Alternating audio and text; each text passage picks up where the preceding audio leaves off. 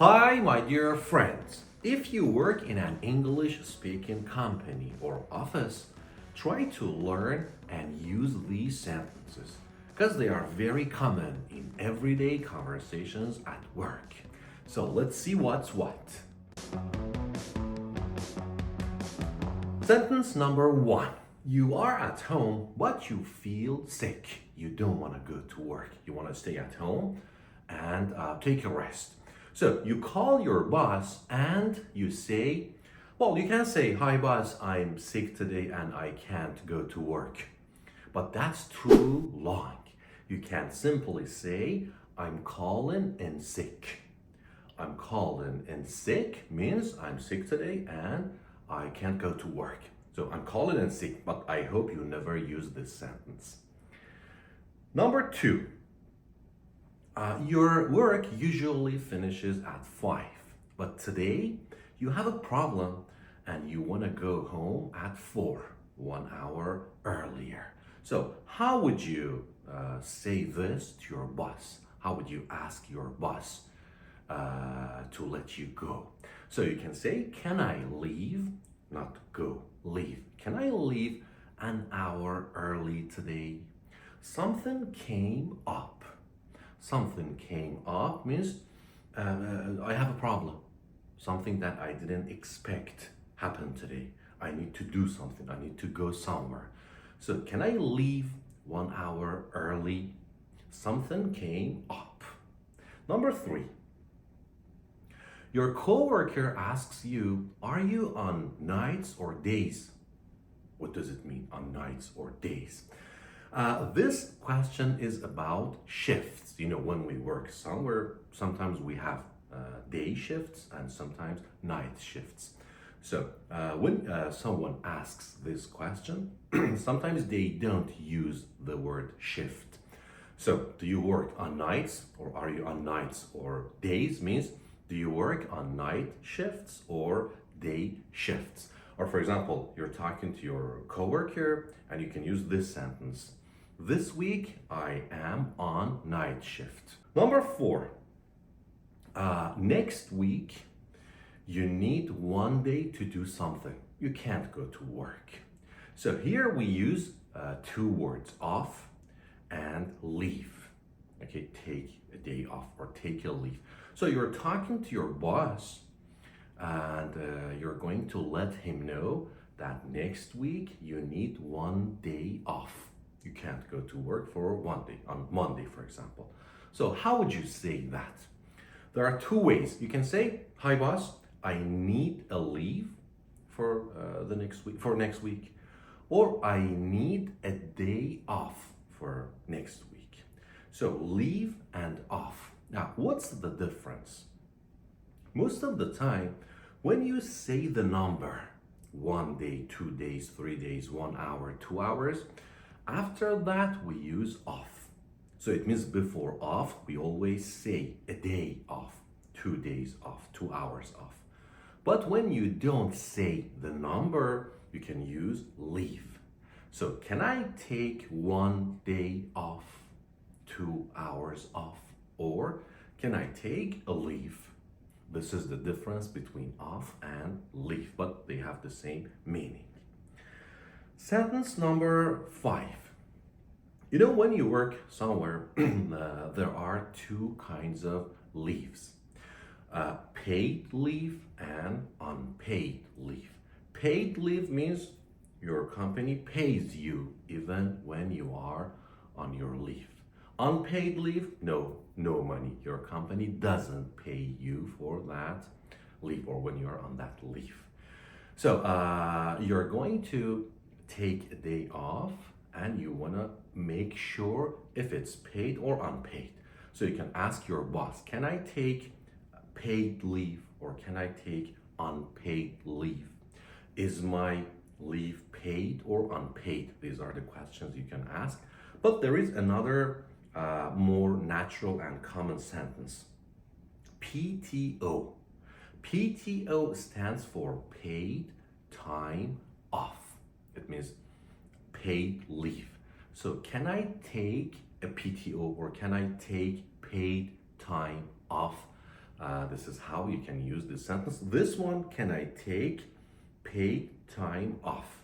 This one is more common and more natural. Or can I take PTO? Sentence number 6. You know, lay off. Lay off and fire. Let me give you 2 sentences. Listen, I got fired. I got laid off. These sentences mean my company or my boss said to me, we don't leave you anymore. Go home. You can't work here anymore, okay? But there's a difference. When I say I got fired, it means there was a problem on my side. For example, I went to work late all the time. I made a bad mistake. I didn't take care of my responsibilities. So I had a problem. So I got fired. But when I say I got laid off, or my company laid me off, there is nothing wrong with me. My company doesn't need me anymore. It is very natural and common in companies in Canada and US and across the world that in some occasions they don't need some of their workers and they lay them off. So it's a lay off. Now, you're going to ask your boss that if someday you are going to lay me off, how many days before that will you tell me?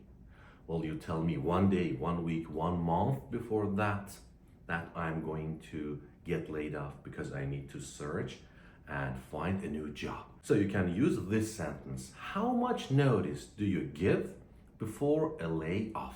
How much notice do you give before a layoff? It means how much earlier, how many days earlier will you tell me that you're going to lay me off? So how much notice do you give before a layoff? Again, I hope it never happens to you.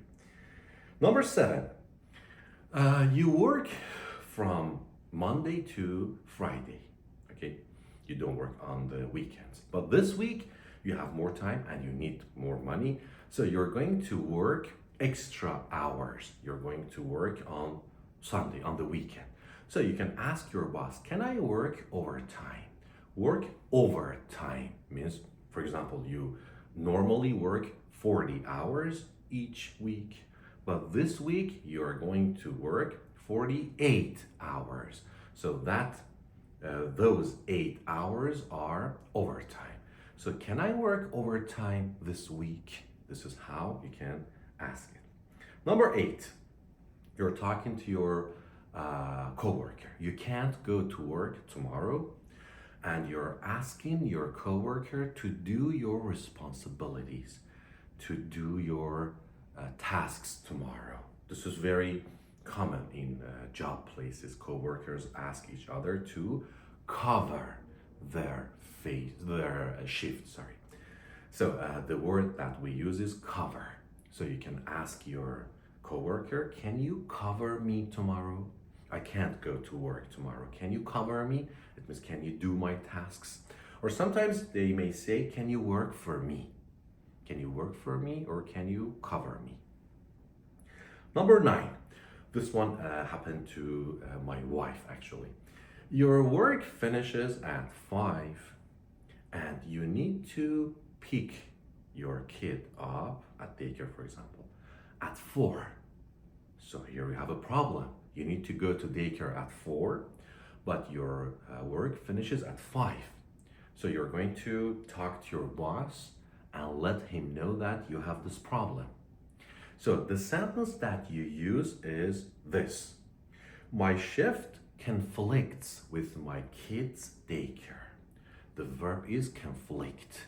It means they overlap. All right. So please change my shift hours because my shift conflicts with my schools, with my kids' school or daycare. And be careful. It's both a noun and a verb. When you use the noun, the pronunciation is conflict, but the verb is conflict. So conflict, conflict. Here in this sentence, we use the verb. So my shift hours or my shift conflicts with my kids' class, kids' daycare. Number 10. In most companies, when you start your job in the morning, you put your finger on a device on a machine and it records the time you entered the company. So this is called clock in. I clock in at 7 a.m. And when you finish your work and you're going home, you clock out.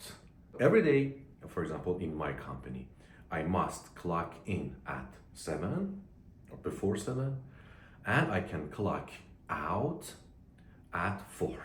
So the question is this: what time do I clock in? It means what time should I start working here? What time should I or what time do I clock in or clock out?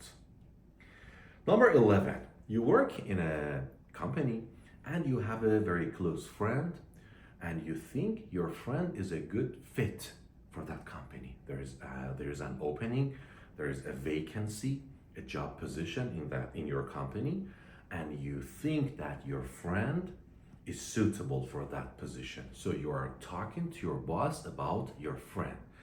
The sentence is this: can I refer one of my friends? Can I refer someone for this position? The verb is refer. Here we don't use introduce. Introduce is different. So,